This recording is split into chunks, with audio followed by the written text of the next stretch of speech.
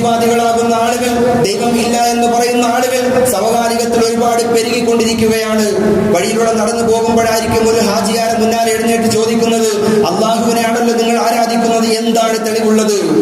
മുഹമ്മദ് നബി സല്ലല്ലാഹു അലൈഹി വസല്ലം തങ്ങൾ അള്ളാഹുവിന്റെ പ്രവാചകനാണ് എന്നതിന്റെ തെളിവ് എന്താണ് എന്ന് നമ്മൾ ചോദിച്ചാൽ നമുക്ക് പറയാൻ സാധിക്കണം. അല്ലാഹു സുബ്ഹാനഹു വ തആല മനസ്സിലാക്കാനും പഠിക്കുവാനും ഉള്ള തൗഫീഖ് നൽകി അനുഗ്രഹിക്കുമാറാകട്ടെ. പ്രിയമുള്ള മുഅ്മിനീങ്ങളെ, പഠിക്കുന്ന വിഷയത്തിൽ പ്രായം ഒരു പ്രശ്നമല്ല. അത് തെളിയിച്ചവരല്ലേ ബഹുമാനപ്പെട്ട സ്വഹാബാ കിറാം. അള്ളാഹുവിന്റെ ഹബീബായ പ്രവാചകൻ നബി മുഹമ്മദ് മുസ്തഫ സല്ലല്ലാഹു അലൈഹി വസല്ലം തങ്ങൾ 1400 വർഷങ്ങൾക്ക് മുമ്പ് പരിശുദ്ധമാകുന്ന മദീന മുനവ്വറയുടെ ചുവട്ടിൽ ഇരുന്നുകൊണ്ട് എത്രയോ സഹാബാക്കൾക്കാണ് അവിടുന്ന് ഇൽമു നുകർന്നു കൊടുത്തുകൊണ്ടിരുന്നത്.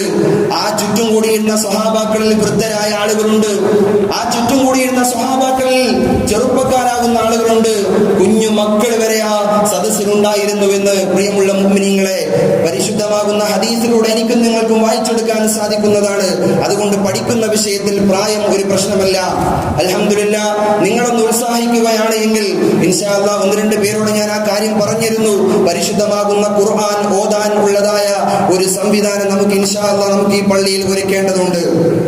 പരിശുദ്ധമാകുന്ന സുബഹി നിസ്കാരം കഴിഞ്ഞതിന് ശേഷം ദുആ എല്ലാം കഴിഞ്ഞ് ഒരു 10 മിനിറ്റ് ആ സുബഹി നിസ്കാരത്തിന് വരുന്ന ആളുകൾ ഒന്നിരിക്കുകയാണ് എങ്കിൽ ഇൻഷാ അല്ലാഹ് നമുക്ക് ഒരുമിച്ച് കൂടിയിട്ട് അക്ഷരം അറിയാത്ത ആളുകൾക്ക് അങ്ങനെ, കൂട്ടി വായിക്കാൻ അറിയാത്ത ആളുകൾക്ക് അങ്ങനെ, അവിടെ ചരിത്രവും അവിടെ മസ്അലകളും അവിടെ മറ്റുള്ള ഫായിദകളും ഒന്നും പറയുന്നില്ല. ഖുർആൻ വ്യക്തമായ രൂപത്തിൽ ഓതാൻ പഠിപ്പിക്കുന്നു.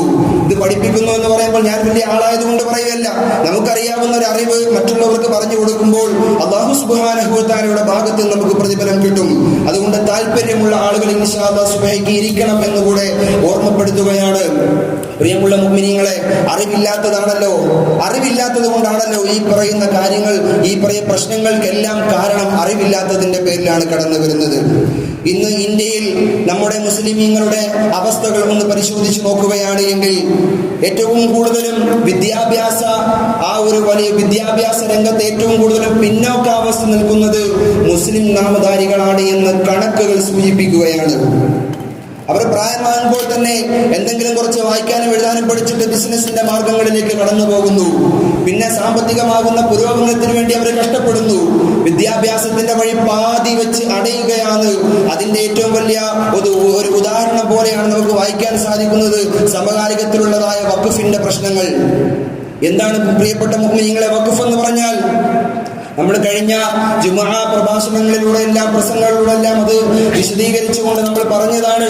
അല്ലാഹു സുബ്ഹാനഹു വ തആലയുടെ തൃപ്തിക്ക് വേണ്ടി ഒരു കാര്യം, അല്ലാഹു സുബ്ഹാനഹു വ തആലയുടെ തൃപ്തിക്ക് വേണ്ടി ജനങ്ങൾക്ക് അതിന്റെ ഉപകാരം കിട്ടുന്നതായ ഒരു സാധനം അല്ലാഹുവിന്റെ തൃപ്തിക്ക് വേണ്ടി വഖഫ് ചെയ്യുക.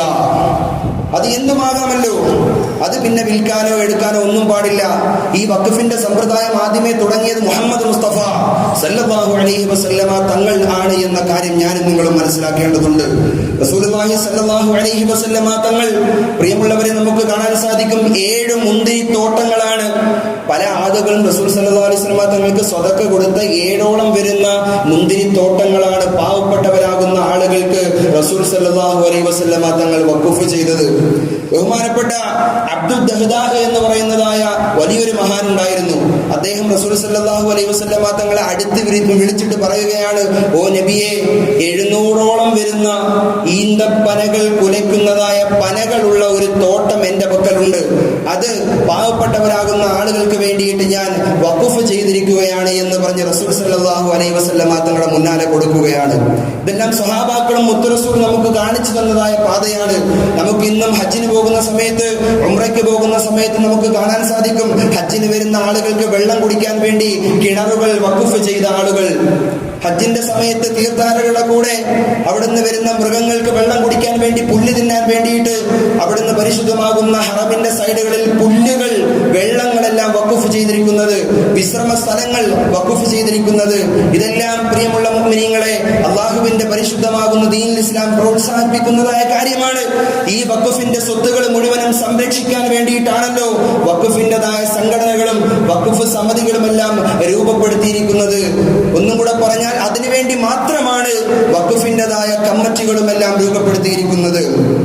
കഴിഞ്ഞ കാലത്തിലുള്ള സമകാലിക വാർത്തകളൊന്ന് പരിശോധിച്ച് നോക്കുകയാണെങ്കിൽ ഛത്തീസ്ഗഡിൽ, പ്രിയമുള്ള മുഅ്മിനീങ്ങളെ, 3200 വരുന്നതായ പള്ളികൾ വഖഫിന്റെ കീഴിലാണ്, വഖഫ് കമ്മിറ്റിയുടെ കീഴിലാണ് സ്ഥിതി ചെയ്യുന്നത്. ഈ 3200 വരുന്ന പള്ളികളിൽ ഖുതുബയിൽ ഏതൊക്കെ ഹദീസുകൾ ഉൾപ്പെടുത്തണം, ഏതൊക്കെ ഖുർആൻ ആയത്തുകൾ ഉൾപ്പെടുത്തണം, ഏതൊക്കെ ചരിത്രങ്ങൾ പറയണമെന്ന് തീരുമാനിക്കാൻ പോലും വഖഫിന്റെ കമ്മിറ്റികൾ മുന്നോട്ട് കടന്നു വരുന്നതായ വാർത്തകൾ പ്രിയമുള്ളവരെ കടന്നു വരികയാണ്. ഇങ്ങനെ ഒരു ബില്ല് അവിടെ പാസ്സാക്കുന്നതിലൂടെ ആർട്ടിക്കിൾ 24-ന്റെയും 25-ന്റെയും പരസ്യമായ ലംഘനമാണ് ഇവിടെ നടക്കാൻ പോകുന്നത്. അല്ലാഹു സുബ്ഹാനഹു വ തആല പഠിക്കുവാനും മനസ്സിലാക്കുവാനും അതനുസരിച്ച് പ്രവർത്തിക്കുവാനുമുള്ള നല്ല